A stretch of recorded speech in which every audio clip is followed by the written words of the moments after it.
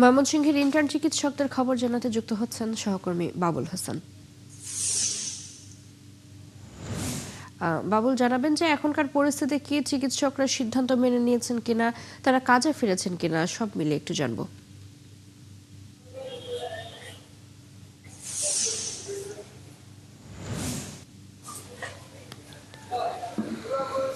চৈতি, গত রাতে আন্দোলনরত যারা এখানে চিকিৎসক ছিলেন তারা একটি বৈঠক করেছেন মধ্যরাত পর্যন্ত।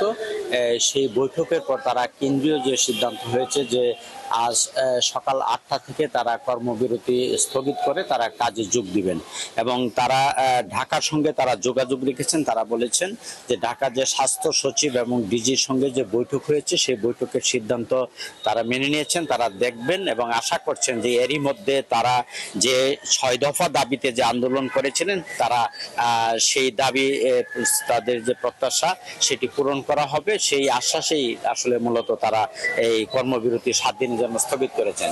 তবে এইখানে আন্দোলনরত যে সমস্ত ইন্টার্ন চিকিৎসক এবং ট্রেনি চিকিৎসক এই আন্দোলন করছিলেন তারা গত রাতে এটিও জানিয়েছেন যে সেই বৈঠকে প্রধানমন্ত্রী তারেক রহমান তাদের খোঁজ নিয়েছেন এবং তাদের দাবির ব্যাপারে তিনি আশ্বস্ত করেছেন। তারা আশা করছেন আন্দোলনকারীরা হয়তো আজকের মধ্যেই হয়তো অন্তত 2টি দাবির ব্যাপারে একটি প্রজ্ঞাপন আসবে এমনটি তারা প্রত্যাশা করেছেন এবং পরবর্তীতে হয়তো বা অপর যে আরো যে 6 দফার মধ্যে আরো যে দাবি রয়েছে সেটিও বাস্তবায়ন করা হবে এবং 7 দিনের মধ্যে সেই দাবি বাস্তবায়ন করা হলেই আসলে তারা তাদের যে এই কর্মবিরতি স্থগিত করেছেন সেটি তারা আগামীতে মানবেন কিনা, সেটি অব্যাহত রাখবেন, সেই বিষয়ের উপরে সেটির উপরে সেই সিদ্ধান্তের উপরে মূলত নির্ভর করছে।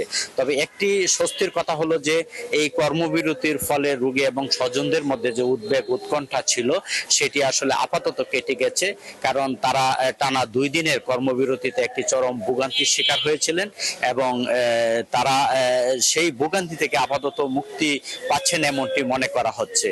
যদিও আমরা দেখছি যে হাসপাতালের যারা মিড লেভেল এবং অধ্যাপক পদমর্যাদার যারা চিকিৎসক ছিলেন তারা সেটি সামাল দিয়েছেন, কিন্তু যেহেতু ইন্টার্ন চিকিৎসক এবং ট্রেনি চিকিৎসকরা সামনের সারিতে থেকে সেই চিকিৎসা সামাল দেয় সেটি কিছুটা বিঘ্নিত হয়েছে। তবে আজ সেটা সকাল 8টার পর থেকে তারা কাজে যোগ দিলে সেটি আশা করা হচ্ছে যে সেই যে অচলতা যেটি বিঘ্নিত হয়েছিল সেটি কেটে যাবে।